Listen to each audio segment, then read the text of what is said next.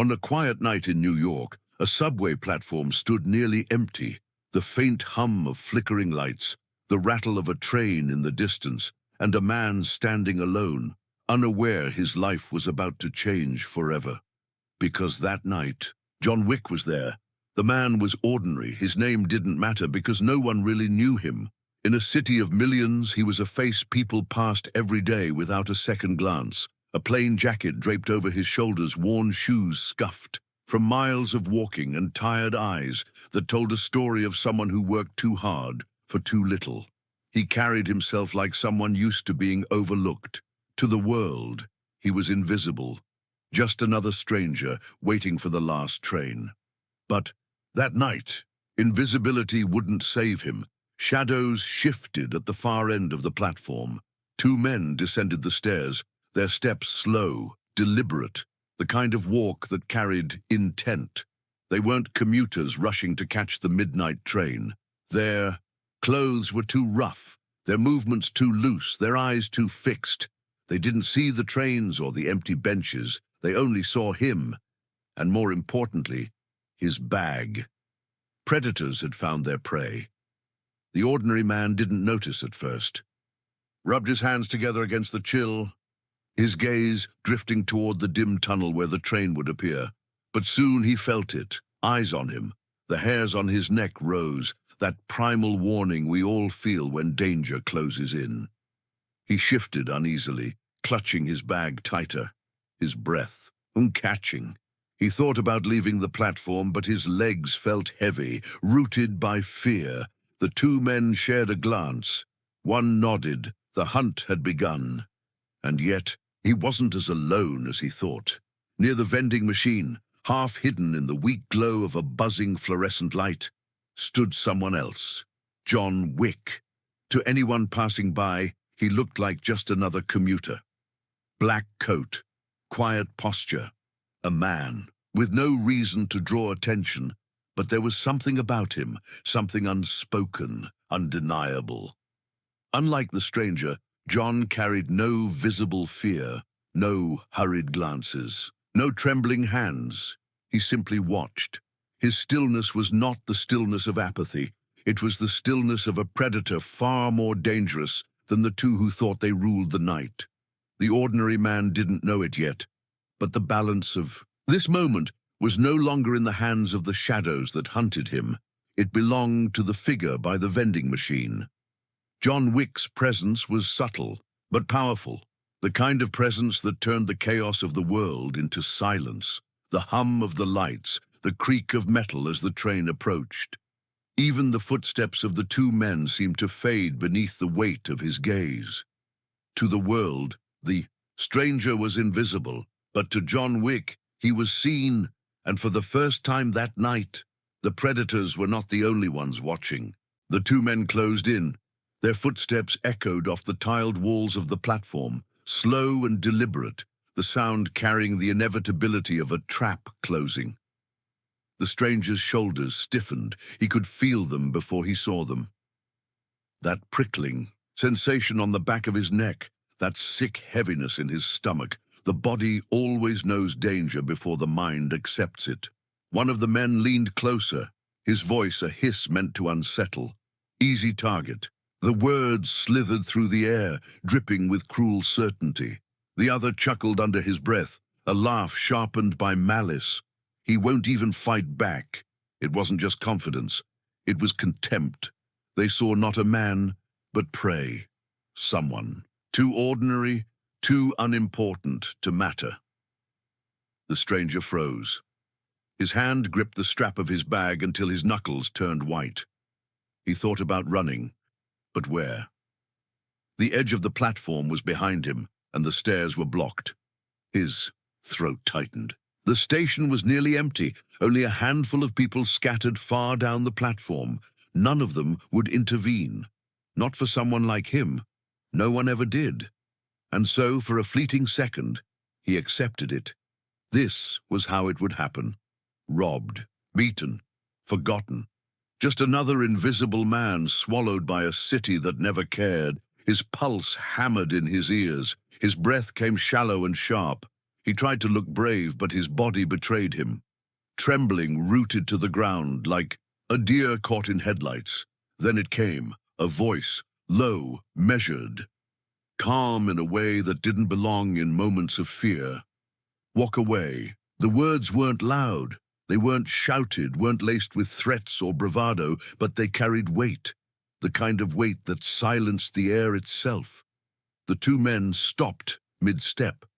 Their laughter died in their throats. Slowly, their heads turned toward the sound, and there he was, John Wick. He emerged from the shadows near the vending machine, stepping forward with unhurried precision. The dim light stretched his figure across the platform, his shadow long, commanding, almost otherworldly. His face betrayed nothing, no anger, no fear, only the calm of someone who had stood in darker places than this and survived them all. For a heartbeat, no one moved. The predators stared at him, confused, almost amused. Who was this man? Why step into a fight that wasn't his? But the stranger, still frozen, felt something stir in his chest. Relief, disbelief. He didn't know. All he knew was that, for the first time that night, the crushing weight of loneliness lifted. Someone had spoken, someone had seen him, and in that stillness, one truth became undeniable. This platform no longer belonged to the hunters, it belonged to John Wick. The men laughed. The sound echoed crude and mocking, bouncing off the tiled walls of the empty station. It wasn't real laughter. It was sharp, hollow, the kind of sound predators make when they believe they've already won. Mind your business, old man, one sneered, stepping closer, his grin stretched too wide, a mask of bravado hiding the cowardice underneath. The other added, his voice low and menacing, "Yeah, unless you want trouble too." They expected him to flinch, to back away, to apologize and shrink like every other bystander would have. But John Wick's expression didn't change. His face remained a mask of calm indifference, his eyes steady, his body still. He gave them nothing. No fear, no anger, no hesitation, only presence. And then, in a voice as steady as stone, he spoke. "This is my business now." The words landed heavy, like a door slamming shut. For the first time, doubt flickered in the eyes of the two men. Something about the way he said it, about the way he carried himself, told them this wasn't just some passerby trying to play hero. The stranger, caught between them all, stared wide-eyed. His heart still pounded in his chest, his breath short. But confusion cut through the fear. Who was this man? Why would anyone step into danger for him? A nobody the world never noticed. The air seemed to thicken. Passengers further down the platform, who had been pretending not to notice, shifted uneasily. A few whispered among themselves, nervous, torn between calling for help or staying silent.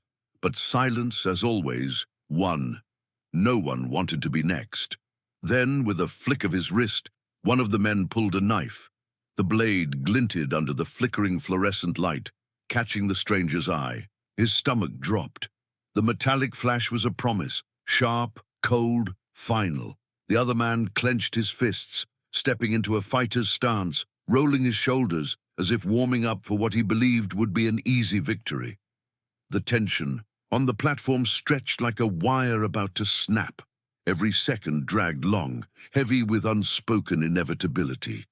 And still, John didn't move. His posture was deceptively relaxed, hands loose at his sides, shoulders squared but calm. His stillness was not hesitation, it was precision. It was the patience of a man who had lived through countless moments like this, who knew that the difference between life and death was not speed alone, but the exactness of when to act.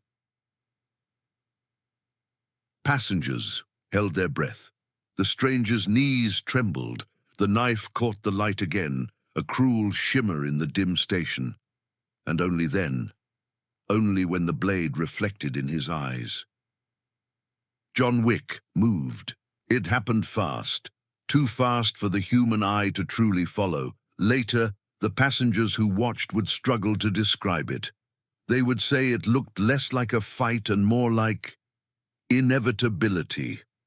Like watching lightning strike, a sudden step, almost imperceptible at first. John Wick closed the distance between himself and the man with the knife in the space of a heartbeat. His hand snapped forward, catching the attacker's wrist with brutal precision.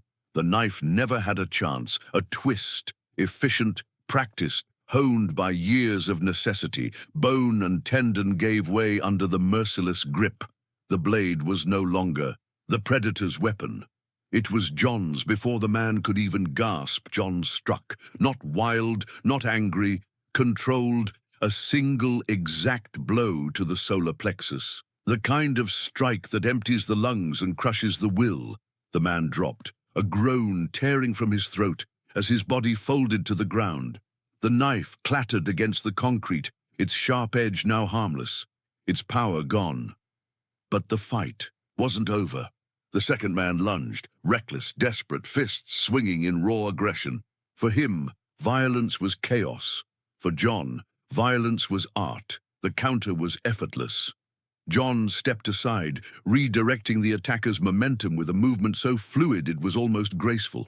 A hand on the shoulder, a subtle shift of weight, and then the man's body collided with the iron bench. The sound echoed, a heavy thud, followed by a grunt of pain. He slid down, clutching his ribs, breathless and defeated.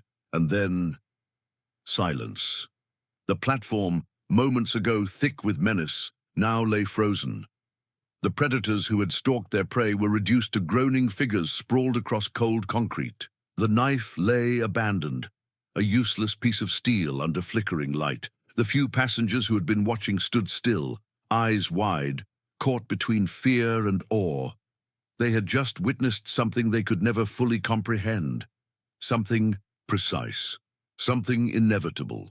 John Wick straightened, his breathing steady, his posture calm. No signs of strain, no gloating, no thrill of victory. To him, this wasn't triumph, it was necessity. Another night, another fight he hadn't chosen but couldn't ignore. He turned, and his gaze fell upon the man he had just saved. The stranger stood frozen, his bag still clutched to his chest, his face pale, eyes wide with disbelief. In his life, no one had ever stepped forward for him. No one had ever seen him, much less risked themselves, and yet here was John Wick. No words of pride left his lips, no demand for thanks, only silence, just calm, steady eyes that carried both strength and sorrow. As if he wasn't only saving a stranger tonight, as if, in some way, he was remembering every soul he could never save. The stranger's knees trembled, the adrenaline still burning in his veins. His mouth opened once, closed, then opened again, like a man learning how to breathe for the first time. Finally, words stumbled out, fragile and broken. Why did you help me? You don't even know me." The question cracked in the air, louder than intended. It wasn't just curiosity, it was disbelief. It was the desperate wonder of a man who had lived his entire life in the shadows, never noticed, never chosen, never saved. John Wick adjusted his coat. The simple motion carried the quiet elegance of a man who had worn blood and shadows longer than fabric. He looked at the stranger, his gaze steady, unflinching yet not unkind. His voice came low, calm, almost a whisper, but it cut through the silence like steel. Because tonight, no one should be forgotten. The words lingered, heavy, echoing in the stillness of the station. They didn't sound rehearsed. They weren't part of some heroic speech. They were raw, a truth carved into him by years of loss and regret, and they struck deeper than any blow. The stranger felt them pierce something hidden inside, something he hadn't realized was still alive. All his life, he had been invisible. The man in the background, the co-worker no one remembered, the neighbor no one greeted. Just another face among millions, unseen and unnoticed. But now, here was someone who saw him. Not just anyone. Him, John Wick, a name whispered in shadows, feared in stories, wrapped in legend. And this man, this myth, this ghost of vengeance, had chosen to stand for him, to risk for him, to fight for him. The stranger's throat tightened. He wanted to speak, to say something, anything. "Thank you, who are you? Please don't leave." But the words died before reaching his lips, because deep down, he already knew. John Wick wasn't a man who lingered for gratitude. John's eyes softened for just a moment, a flicker of sorrow breaking through the mask. It was there and gone in an instant, but enough for the stranger to see it, a weight, an ache, the kind carried only by those who had lost too much. And then, without ceremony, John turned. His footsteps echoed against the empty platform, steady, deliberate, the kind of walk that didn't need speed to command presence. The stranger stood rooted in place, clutching his bag, watching the figure fade into the dim light. Around him, the platform slowly came back to life, whispers, footsteps, the distant hum of an approaching train. But for the stranger, the world had changed, because for one night, in one fleeting moment, he wasn't invisible. He was seen, he was remembered, and he would never forget the man who made sure of it. The train finally arrived. Its brakes screeched against the iron rails, the sound filling the station with a grinding echo. Lights cut through the dim platform, casting long, fractured shadows across the cold concrete. Passengers hurried inside, rushing to claim their seats. But their eyes kept flicking back, toward him, toward the man in the dark coat whose presence had shifted the air itself. They whispered quietly, in awe and disbelief. They didn't know the details, but they knew. Enough. Something had happened here, something extraordinary. The stranger lingered. His hands trembled as he clutched his bag tighter, still shaken by how close he had come to disappearing into the night forever. His breath came uneven, his chest rising and falling, as if his body hadn't caught up to the fact that he was alive. And then John gave a slight nod. It wasn't a command. It wasn't pity. It was something quieter, more profound. A gesture of acknowledgement, of permission, of recognition. The man stepped onto the train, his feet unsteady at first, but his heart pounded with something he hadn't felt in years, something almost forgotten. Worth. The doors slid shut with a metallic clang, sealing him inside. He turned back, searching desperately through the glass, searching for the man who had changed everything. But John was already gone. No footsteps, no shadow slipping away, just absence, the kind that felt deliberate, as though he had never been there at all. A ghost, leaving behind nothing but silence and memory, and in that silence the stranger understood. Sometimes the greatest heroes aren't the ones who wear capes or bask in recognition. They aren't the ones chasing glory or headlines. They're the ones who step in quietly when no one else will. That night, John Wick didn't just save a life. He saved a man who believed he didn't matter. And maybe, just maybe, that was the greater rescue.